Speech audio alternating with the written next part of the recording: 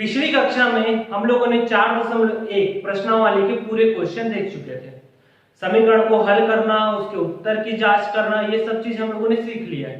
आज हम लोग नए प्रश्नावली में जाते हैं। पहले हम लोग को समीकरण देता था और समीकरण को हल करके हम उत्तर की जांच करते थे। आज हमारे पास प्रश्न इबारती प्रश्न है, यानी अर्थात थ्योरी में है। थ्योरी में दिए गए प्रश्न को हम समीकरण बनाएंगे।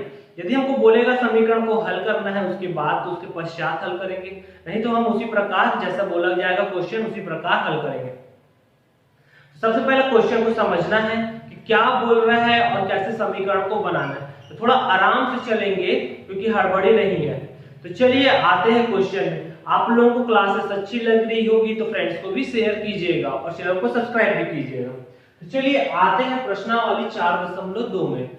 4.2 में आते हैं पहला प्रश्न है।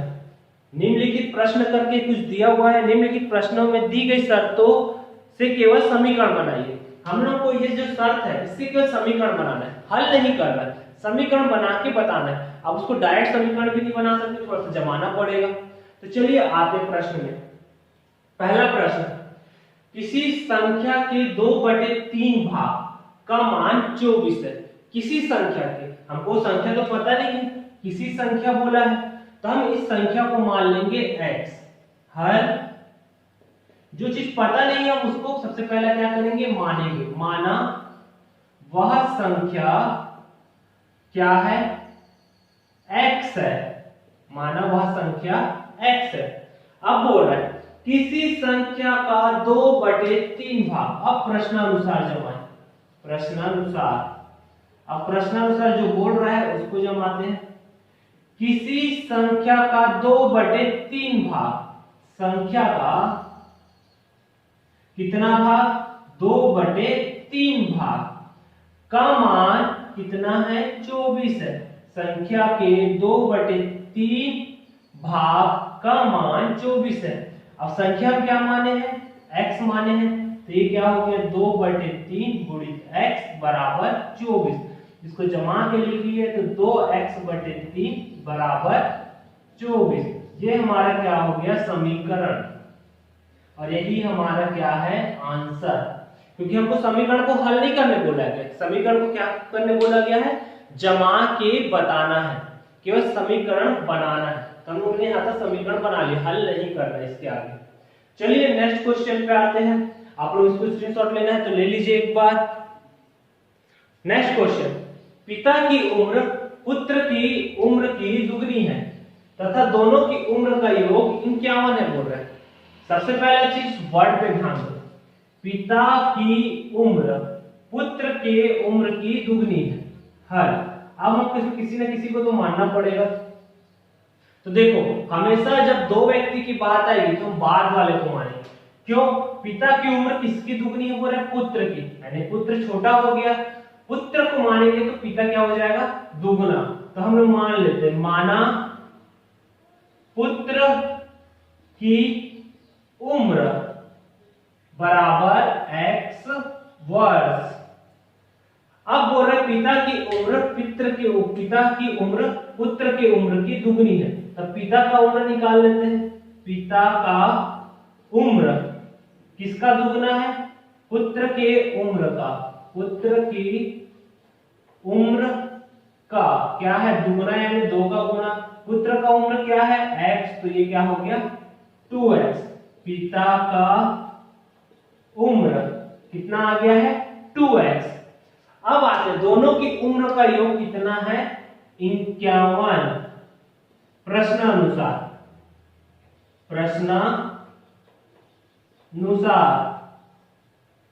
किसका उम्र, पिता का उम्र प्लस पुत्र का उम्र का योग कितना है, 51। दोनों का उम्र का योग 51। अब देखिए पिता का उम्र कितना है, 2x, यहां पर रख दिए। पुत्र का उम्र कितना है, x बराबर 51। ये हो गया हमारा आंसर। अभी समीकरण को हम लोग को हल नहीं करना है, ये हमारा क्या हो गया, आंसर। प्रश्न में बस हम लोग को जमाना है। क्या बोले, पुत्र का उम्र पिता के उम्र का दुगना है, तो पुत्र के उम्र को हम क्या मान लिए x, तो पिता क्या हो गया, दुगना हो गया पुत्र का, तो 2x प्रश्नानुसार जमा पिता का उम्र प्लस पुत्र का उम्र बराबर 51। हमेशा जब भी दो व्यक्ति की बात होगी या दो ही समान की बात होगी तो हम बाद वाले को मानेंगे, पहले वाले को नहीं। ठीक है, चलिए आते हैं नेक्स्ट क्वेश्चन पे। चलिए नेक्स्ट प्रश्न में आते हैं। किसी संख्या के 7 गुने में 3 जोड़ने से उसका मान 31 हो जाता है, तो संख्या ज्ञात कीजिए बोल रहा है। अभी पहले का हम लोग ने 2 प्रश्न देखा, समीकरण को बनाना है, पहले समीकरण बनाएंगे, अब इसमें क्या बोल रहे हैं, संख्या का मान भी ज्ञात करना है, अब मान भी निकालेंगे। पहले हम लोग मान नहीं निकालते, पहले के और कुछ प्रश्न बचे जिसे आप लोग हल करेंगे, अब दूसरे प्रश्न से मैं थोड़ा हल कर रहा हूं। तो चलिए क्या बोल रहे हैं, किसी संख्या के 7 गुने में 3 जोड़ने पर उसका मान कितना हो जा रहा है, 31 हो जाता है, तो हम किसे मानेंगे, हल। किसी संख्या का 7 गुना, तो माना वह संख्या x है, क्या है, x है। अब प्रश्नानुसार जमाए, प्रश्नानुसार क्या होगा, किसी संख्या का 7 गुना, प्रश्नानुसार किसी संख्या का 7 गुना, संख्या का 7 गुना, 7 गुने पे कितना जोड़ने पर, 3 जोड़ने पर, तो 3 जोड़ दिए, उसका मान कितना हो जाता है, 31, तो ये जमा लिए। अब इस संख्या को निकालना है x का मान, तो चलिए हल करते हैं। तो 7 संख्या क्या है, x यहां रख दिए, धन 3 बराबर 31। अब 3 का उस तरफ पक्षांतर कर दे, 3 का पक्षांतर करने पर जैसे समीकरण हल करते थे उसी प्रकार पक्षांतर करेंगे, तो ये क्या हो गया, 7x, ये +3 है, उधर जाएगा तो कितना होगा, -3, तो 31 में से 3 जाएगा तो कितना आएगा, 31 में से 3 गया 28, तो x बराबर क्या हो गया, 28/7, 7 का भाग दिए, 7 चौक 28, x बराबर 4, ये हमारा क्या हो गया, आंसर। अतः वह संख्या क्या होगी, आंसर, अतः वह संख्या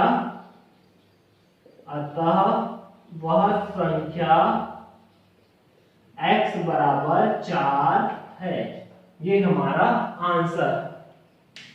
ठीक है, सबसे पहला काम है हमको क्वेश्चन का समीकरण बनाना। जब समीकरण अब बन जाएगा तो समीकरण को हम क्या करेंगे, हल करेंगे, और हल करके हम उसका आंसर प्राप्त करेंगे। आप लोग एक बार देख लीजिए, फिर हम नेक्स्ट क्वेश्चन पे चलते हैं। चलिए नेक्स्ट प्रश्न 3rd नंबर का, अब इसको थोड़ा ध्यान से समझिएगा। क्या बोल रहा है, राम और श्याम में 300 रुपए को इस प्रकार बांटना है, एक राम है और एक श्याम है, इसको कितना रुपए मिला है, 300 रुपए। 300 रुपए को इस प्रकार बांटना है कि राम को श्याम से मिले रुपए के 3 गुने से 100 रुपए कम मिले। राम को श्याम को मिले रुपए के, किसको, राम को श्याम के मिले रुपए के 3 गुने से 100 कम मिले, तो हम किसको मानेंगे, बाद वाला, बाद में कौन है, श्याम। तो हल, सबसे पहले हम माने श्याम को प्राप्त रुपए कितना है, x मानते हैं। दो एक बार और क्वेश्चन पढ़ लीजिए, मैं एक बार क्वेश्चन चेक कर लेता हूं। ठीक है, मान लेते हैं हम लोग, माना श्याम को कितना रुपए मिलता है, x रुपए मिलते हैं, x रुपए मिलते हैं। अब ये श्याम को कितना रुपए मिल गया, x रुपए। x रुपए का क्या बोल रहा है, 3 गुना से 100 रुपए कम मिले किसको, राम को। राम को कितना कम मिल रहा है, श्याम से, श्याम को कितना, एक बार क्वेश्चन फिर से पढ़िए, राम और श्याम है, उसके पास कितना रुपए है, 300 रुपए। अब इस 300 रुपए को इस प्रकार बांटना है कि जो राम को प्राप्त हो रहा है पैसा, श्याम को मिले रुपए के 3 गुने से 100 रुपए कम मिलता है। तब श्याम को तो मान लिए, अब राम के लिए निकालना है, तो राम को श्याम से मिले रुपए के x रुपए के 3 गुने से 100 रुपए कम मिलता है। अब प्रश्नानुसार जमाते हैं। प्रश्नानुसार, ठीक है, श्याम को कितना रुपए मिला है x प्लस, अब राम की बात है, दोनों को मिला के मिल रहा है ना, राम को प्राप्त पैसे या रुपए प्लस श्याम को प्राप्त रुपए, दोनों को प्राप्त रुपए से कितना रुपए मिल रहा है, दोनों जन लेके जा रहे हैं 300 रुपए, राम और श्याम मिलकर। अब राम के पास आते हैं। राम को श्याम से मिले रुपए का 3 गुने से, श्याम का क्या है x है, अब राम को क्या मिल रहा है, श्याम को मिले रुपए का 3 गुना, श्याम को जो जितना मिल रहा है उसका क्या है 3 गुना, 3 गुने से कितना है 100 रुपए कम मिलता है, तो ये हो गया 100 बराबर कितना हो गया 300। अब कोष्टक को हल किए तो 3x माइनस 100 प्लस x बराबर 300। अब क्या करते हैं 100 का पक्षांतर कर देते हैं, 100 का पक्षांतर करने पर, पक्षांतर करेंगे तो माइनस है, उधर जाके क्या हो जाएगा प्लस, तो 3x बचा, x बचा 300, उधर जाके प्लस 100, तो ये हो गया 4x बराबर 400।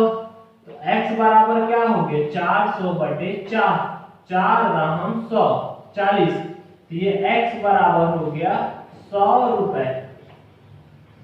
अब प्रश्न हमको क्या पूछ रहा है, राम और श्याम ने 300 रुपए को इस प्रकार बांटी है कि राम को श्याम को इतना रुपए कम मिला है, तो ये x किसका रुपए हो गया श्याम का, श्याम को आंसर में क्या होगा, श्याम को प्राप्त 100 रुपए मिले और राम को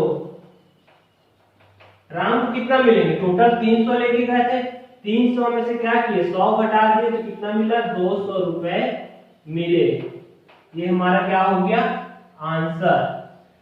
इसको आप लोग एक बार देख लीजिए। सबसे पहले हम किसको माने हैं श्याम को माने हैं, श्याम के बाद हमको पता है कि दोनों का मूल्य कितना है 300 रुपए, तो श्याम की जगह x हो गया, राम क्या है श्याम के 3 गुने में से 100 रुपए कम मिल रहा है, यहाँ से x का मान मिला जो कि श्याम का है, और श्याम से हम घटा देंगे टोटल में से तो हमको क्या मिल जाएगा राम का मूल्य। ठीक है, ये प्रश्न कंप्लीट हुआ, स्क्रीनशॉट लेना है ले लीजिए। अब मिलते हैं नेक्स्ट क्लास में आगे के प्रश्नों के साथ, आप लोग थोड़ा बना के प्रैक्टिस कीजिएगा, फिर हम मिलेंगे नेक्स्ट क्लास में आगे प्रश्नों तक। Okay, thank you, bye.